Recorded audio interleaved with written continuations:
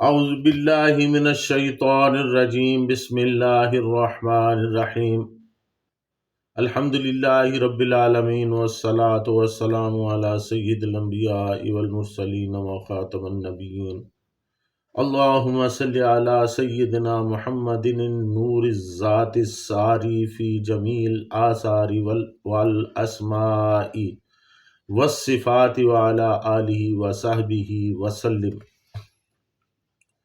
معزز ناظرین، السلام علیکم ورحمۃ اللہ وبرکاتہ۔ جاذب پبلیکیشنز میں خوش آمدید۔ میں محمد سعید جاذب آپ کی خدمت میں حاضر ہوں اور پیش خدمت ہے سورۃ النساء کی تفصیلات و تشریحات۔ آج کی نشست میں سورۃ النساء کی آیت نمبر 93 شامل ہے۔ ارشاد باری تعالیٰ ہے، وَمَن يَقْتُلْ مُؤْمِنًا مُتَعَمِّدًا فَجَزَاؤُهُ جہنم خالدن فیہا وغضب اللہ علیہ ولعنہ وأعد لہ عذابا عظیما۔ اور جو شخص کسی مومن کو جان بوجھ کر قتل کرے گا پس اس کی سزا جہنم ہے، اس میں ہمیشہ رہنے والا ہوگا اور اس پر اللہ تعالیٰ کا غضب ہوگا اور اس کی لعنت بھی ہوگی، اور اس قاتل کے لیے بہت بڑا عذاب تیار کیا گیا ہے۔ ناظرین، یہ قتل عمد کیا ہے؟ وَمَن يَقْتُلْ مُؤْمِنًا مُتَعَمِّدًا، اور جو شخص کسی مومن کی جان بوجھ کر جان لے گا یا اس کو قتل کرے گا۔ قتل عمد سے مراد ہے کہ جان بوجھ کر کسی شخص کی جان لے لینا، کسی شخص کی قصدن جان تلف کرنا اکبر الکبائر یعنی 7 بڑے گناہوں میں سے ایک ہے۔ اسے قتل ناحق بھی کہا جاتا ہے۔ قتل ناحق کسی غیر مسلم کا ہو تو وہ بھی شدید جرم ہے، پھر اگر مومن کا ہو تو مزید جرم بن جاتا ہے۔ نیز جرم بیان کرنے کے بعد اللہ تعالیٰ کا غضب اور اس کی لعنت کے الفاظ سے اس جرم کی شدت واضح ہو جاتی ہے۔ فرمایا فَجَزَاؤُهُ جَهَنَّمَ خَالِدًا فِيهَا وَغَضِبَ اللَّهُ عَلَيْهِ وَلَعَنَهُ وَأَعَدَّ لَهُ عَذَابًا عَظِيمًا، اور اس پر اللہ تعالیٰ کا غضب ہوگا اور اس کی لعنت بھی ہوگی، اور اس قاتل کے لیے بہت بڑا عذاب تیار کیا گیا ہے۔ رہا سوال کہ ایسے مجرم کی توبہ بھی قبول ہوگی یا نہیں، تو اگرچہ اس میں علماء کا اختلاف موجود ہے، تاہم حضرت عبداللہ بن عباس رضی اللہ تعالیٰ عنہ اسی بات کے قائل ہیں کہ ایسے مجرم کی توبہ قبول نہیں ہوگی۔ آپ رضی اللہ تعالیٰ عنہ نے مذکورہ آیت کی تفسیر بیان کرتے ہوئے یہ بھی فرمایا ہے کہ متعمدن متحلن مقتلہ، جو دانستہ اور مسلمان کے قتل کو حلال سمجھتے ہوئے قتل کرتا ہے اس کی سزا جہنم ہی ہے۔ ناظرین، مذہب و اخلاق کی روح سے انسانی جان کو ہمیشہ حرمت حاصل رہی ہے۔ اللہ تعالیٰ نے اپنی کتاب میں پوری صراحت کے ساتھ حکم دیا ہے کہ کوئی شخص کسی کو قتل نہ کرے۔ یہ شرک کے بعد سب سے بڑا جرم ہے۔ قرآن کریم کا ارشاد ہے کہ بنی اسرائیل کو یہی حکم اس تاکید کے ساتھ دیا گیا تھا کہ ایک انسان کا قتل در حقیقت پوری انسان کا قتل ہے۔ تالمود، یہ تورات کی اور یہود کی ایک کتاب ہے تالمود، اس میں یہ فرمان کم و بیش انہی الفاظ میں آج بھی موجود ہے۔ چنانچہ پارہ نمبر 6 سورۃ المائدہ آیت نمبر 32 میں ارشاد باری تعالیٰ ہے، من اجل ذالک كتبنا على بني اسرائيل انه من قتل نفسا بغير نفس او فساد في الارض فكانما قتل الناس جميعا۔ انسان کی یہی سرکشی ہے جس کی وجہ سے ہم نے حضرت موسیٰ علیہ السلام کو شریعت دی، تو اس میں بنی اسرائیل پر بھی فرض کر دیا کہ جس نے کسی ایک انسان کو قتل کیا اس کے بغیر کہ اس نے کسی انسان کو قتل کیا ہو یا زمین میں کوئی فساد برپا کیا ہو، تو گویا اس نے تمام انسانوں کو قتل کر دیا۔ اس فرمان سے واضح ہے کہ کسی انسان کی جان دو ہی صورتوں میں لی جا سکتی ہے، ایک یہ کہ وہ کسی کو قتل کر دے، اور دوسرے یہ کہ وہ دوسروں کی جان و مال اور آبرو کے درپے ہو جائے۔ زمین میں فساد برپا کرنے کی تعبیر آیت میں اسی مفہوم کے لیے اختیار کی گئی ہے۔ اس کے سوا ہر قتل ایک ناحق قتل ہے جس کا ارتکاب اگر کوئی شخص کرتا ہے تو اسلام اور اسلامی شریعت کی روح سے اللہ تعالیٰ کا بھی مجرم ہے، مقتول کے وارثوں کا بھی اور حکومت اور معاشرے کا بھی۔ اللہ تعالیٰ نے اپنے متعلق بتایا ہے کہ اس جرم کے مرتکبین اس کے حضور میں کسی رعایت کے مستحق نہیں ہیں، ان کا ایمان و عمل سب اکارت ہوگا اور انہیں ہمیشہ کے لیے جہنم میں ڈال دیا جائے گا۔ سورہ نساء کی مذکورہ آیت فَجَزَاؤُهُمْ جَهَنَّمَ خَالِدًا فِيهَا وَغَضِبَ اللَّهُ عَلَيْهِ وَلَعَنَهُ وَأَعَدَّ لَهُ عَذَابًا عَظِيمًا، اور اس پر اللہ تعالیٰ کا غضب ہوگا اور اس کی لعنت بھی ہوگی، اور اس قاتل کے لیے بہت بڑا عذاب تیار کیا گیا ہے۔ دوسرا فریق مقتول کے وارث ہیں۔ اللہ تعالیٰ نے انہیں قاتل کی جان پر پورا اختیار دے دیا ہے۔ عدالت اور حکومت دونوں کی ذمہ داری ہے۔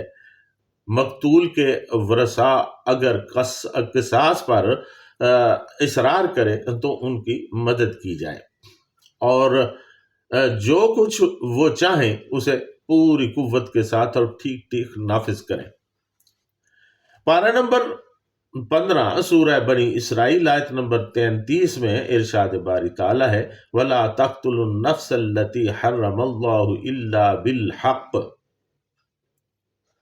وَمَنْ قُتِلَ مَظْلُومًا فَقَدْ جَعَلْنَا لِوَلِيِّهِ سُلْطَانًا فَلَا يُسْرِفْ فِي الْقَتْلِ إِنَّهُ كَانَ مَنْصُورًا، اور جس شخص کی اللہ تعالیٰ نے حرمت رکھی ہے اسے ناحق قتل نہ کرو، اور جو مظلوم ہو کر مارا جائے تو ہم نے اس کے وارث کو قابو دیا ہے، تو وارث قتل کا بدلہ لینے میں حد سے نہ بڑھے، بے شک اس کی مدد ہونی چاہیے۔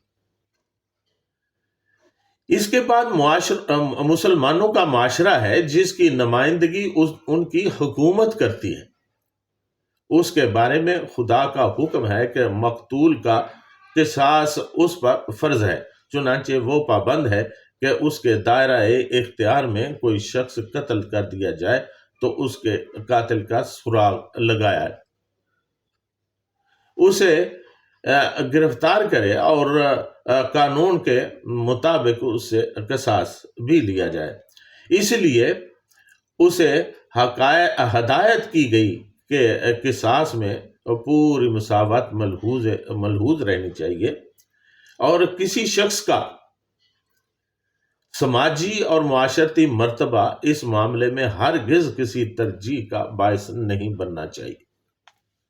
ادنا و اعلیٰ، امیر و غریب، شریف و وضیع اور آقا و غلام سب اس معاملہ میں برابر ہیں، ان کے درمیان کوئی تفریق نہیں کی جا سکتی۔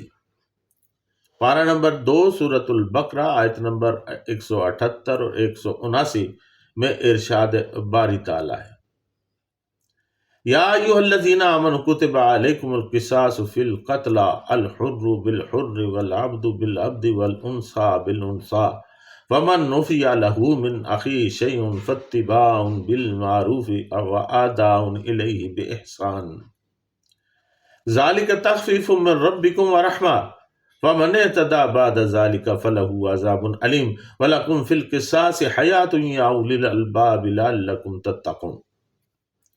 اے ایمان والو، فرض کیا گیا ہے تم پر قصاص ان کا جو ناحق مارے جائیں، آزاد کے بدلے آزاد، اور غلام کے بدلے غلام، اور عورت کے بدلے عورت۔ پس جس کو معاف کی جائے اس کے بھائی مقتول کے وارث کی طرف سے کچھ چیز تو چاہیے کہ طلب کرے۔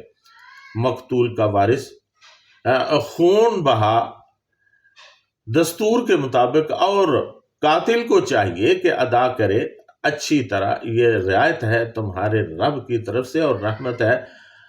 تو جس نے زیادتی کی اس کے بعد تو اس کے لیے دردناک عذاب ہے، اور تمہارے لیے قصاص میں زندگی ہے اے عقل مندو، تاکہ تم قتل کرنے سے پرہیز کرنے لگو۔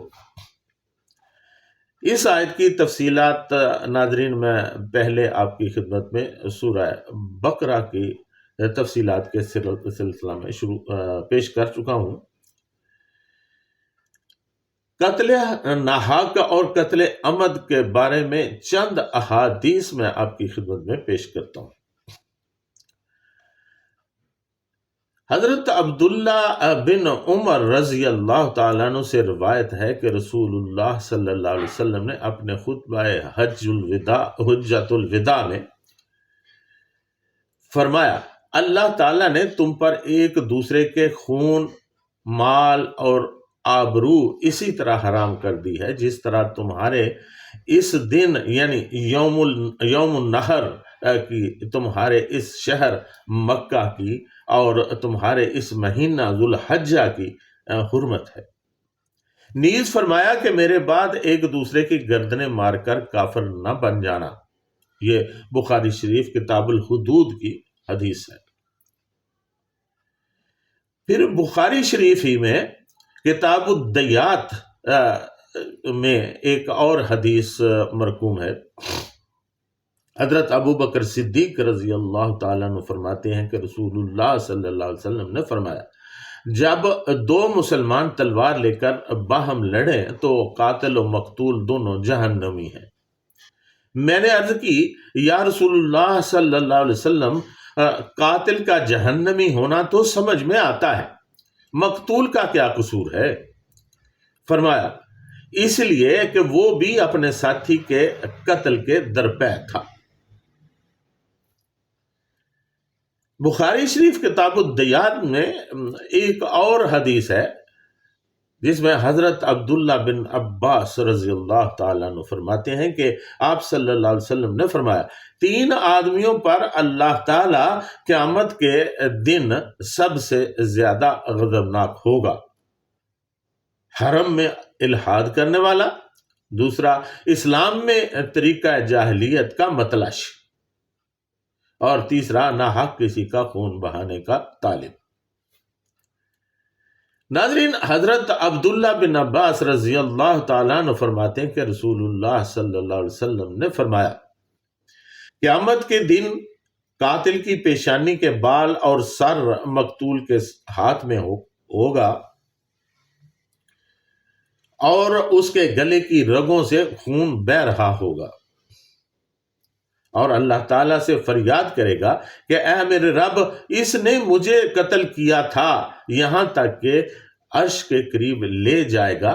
راوی کہتا ہے کہ لوگوں نے ابن عباس رضی اللہ تعالیٰ عنہ کے سامنے توبہ کا ذکر کیا تو انہوں نے یہی آیت پڑھی اور کہا کہ یہ آیت نہ منسوخ ہے اور نہ بدلی گئی ہے، پھر اس کی توبہ کیسے قبول ہو سکتی ہے؟ یہ ترمذی شریف ابواب التفسیر میں یہ حدیث درج ہے۔ بخاری شریف کتاب التفسیر میں حضرت عبداللہ بن عباس رضی اللہ تعالیٰ عنہ فرماتے ہیں کہ یہ آیت آخر زمانہ میں نازل ہوئی، لہذا محکم ہے، اسے کسی چیز نے منسوخ نہیں کیا۔ تو ناظرین، نتیجہ یہی نکلتا ہے کہ قتل عمد ہو تو بہت ہی اس کی بہت بڑی سزا ہے، اس سے بچنا چاہیے۔ قتل عمد خواہ مسلمان کا ہو یا کسی غیر مسلم کا، دونوں ہی جرم ہیں، لیکن کوئی ایک مسلمان کسی دوسرے مسلمان کا قتل کرے تو وہ بہت زیادہ بڑا جرم ہے، اس سے بچنا نہایت ضروری ہے۔ ناظرین، جو نتائج قتل سے نکلتے ہیں وہ قرآن مجید نے واضح کر دیے ہیں۔ اللہ تعالیٰ نے اس پر سختی سے عذاب کا اعلان فرما دیا ہے۔ اب یہ ہمارے سوچنے کی بات ہے کہ ہم نے کیا کرنا ہے۔ ہمیں ان باتوں سے منع ہو جانا چاہیے جن سے قرآن حکیم، اللہ اور اللہ کا رسول ہمیں منع کرتا ہے، اور ان باتوں کو اختیار کرنا چاہیے جو اللہ اور اللہ کے رسول نے ہمارے لیے جائز قرار دی۔ جائز اور ناجائز کھول کھول کر بیان کر دیا گیا ہے، جس میں کوئی شک نہیں ہے۔ اس کے باوجود اگر ہم نہ سمجھے تو پھر جزا و سزا کا خود ہی اندازہ کر لیجئے۔ اللہ تعالیٰ ہمیں توفیق عطا فرمائے کہ ہم نیک اعمال کریں، اچھے اعمال کریں، دوسرے لوگوں کا بھی خیال کریں، اپنا بھی خیال کریں، اپنی جان کی حفاظت بھی کریں، دوسروں کی جان کا بھی ذمہ لیں۔ اس کے ساتھ ہی آج کی نشست میں اجازت، وَمَا عَلَيْنَا إِلَّا الْبَلَاغُ الْمُبِينُ۔